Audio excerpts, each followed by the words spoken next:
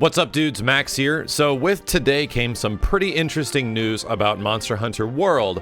I'd been kind of waiting for this ever since the launch of this game, ever since they announced the fact that there was going to be a PC version. But today the PC version's release date was officially announced. They released some details, showed some stuff that you can do in terms of graphics and what it's kind of going to look like. And we finally have a pretty decent idea what's going on, and I'm going to cover that in this video and kind of give you my thoughts. But the biggest aspect of this is that this game is dropping in just under a month. Actually, exactly 1 month from now, August 9th. So, as all of us were expecting in the fall release, there was going to be Monster Hunter World released for Steam or whatever. It is confirmed to be Steam, but it's way earlier than we were anticipating. But because it's so early, it comes with a few little caveats that we should absolutely talk about, so let's just get right into it. The first thing you're going to notice is that the recommended and minimum specs in the PC version are a little beefy. There's also one specific note on the recommended and minimum that specifically talk about the game running at 30 frames per second and 1080p on high graphic settings or low graphic settings, making it seem like this game is going to be targeting a 30 frame per second locked instead of something higher. And apparently that's not the case. This is actually just worded awkwardly. The game will be running at 60 frames per second. I'm not too sure if the frame rate's going to be unlocked, but from the few other screenshots, we get a good idea from the advanced graphic settings and the core graphic settings that the game's gonna run the way a PC version should. So if you want to see 4K, if you want to see running at 60, it's gonna have that, so thank God. The graphic settings on the advanced end are kind of interesting, lots of unique small stuff that you can change, but the thing I'm sort of disappointed in is that depth of field as well as motion blur don't have any direct sliders that you can adjust or change. This game does feature a lot of motion blur in the console version, so I'm a little surprised that we can't directly change that, and since this is not an Unreal Engine game, this is based on Capcom's old NT framework that is now modified. I'm curious if fans will be able to make and tweak some settings themselves where we can make the game look a bit different. But either way, I'm glad that there's a lot of stuff that we can change, and I'm really curious just with like a 1080 or even I have a 1080 Ti, how good are people going to be able to run this game under those kind of graphics card settings below that? Like how much of a frame rate are they going to be able to achieve? Because a lot of Japanese-made PC ports don't end up going super well. Capcom does have a pretty decent history with some of the classic NT framework stuff, Lost Planet, you know, Resident Evil 5, Devil May Cry, stuff like that.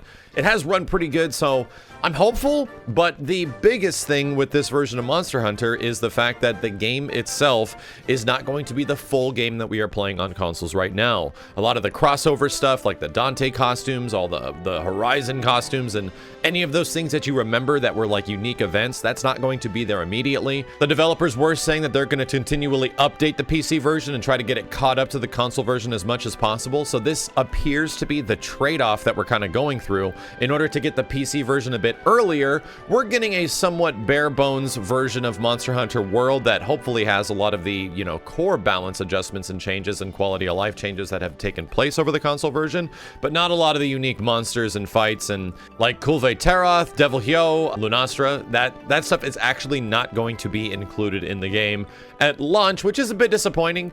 And the other thing that I was really hoping was that the PC version of Monster Hunter World was going to come somewhat in tandem with a G-Rank update of some kind. I only hope that that stuff in the future is going to be heavily considered, because when the PC version is going to get its updates, it's going to be a little bit behind the PlayStation 4/console versions, and that kind of sucks. I would really like to have some sort of parity between the two. I understand if they're not going to be crossplay because, you know, well, exclusive costumes and stuff like that. But at the same time, I would like to know that if there's a big update, like, you know, the Behemoth update that's supposed to be coming with Final Fantasy, if that's dropping on PlayStation, I would love to play that on PC. Either way, I'm not super disappointed that my character can't be transferred over or there's no crossplay. I was kind of expecting that. I'm glad that Steam is the platform that they're using, but it is a full price game. Like, it is launching at $59.99, and it is the core of Monster Hunter World. So I hope that they are swift and fast with the updates to this thing to make it a parity with the console version. If we actually take a look at some of the high-resolution screenshots that they've released, I think they're in 4K, we can get a pretty good idea that these shots very much look similar to what the console version of the game looks like, running at a higher resolution. And I'm curious what we can do graphically with this stuff. I have, like I said, a 1080 Ti. I'm curious what I can do, but not everyone has the wonderful luxury of having a crazy graphics card like that.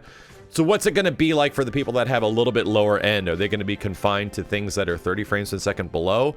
Because that's just not okay. I think the biggest thing I wanted from Monster Hunter PC is that action game defining experience of having a good frame rate and being able to make those dodges and having more precise control over your character and having everything look really good. But either way, I'm glad there's a PC version because I've been waiting for this for a long time. I'm going to play through the game all over again with Jessica. Can't wait to do so.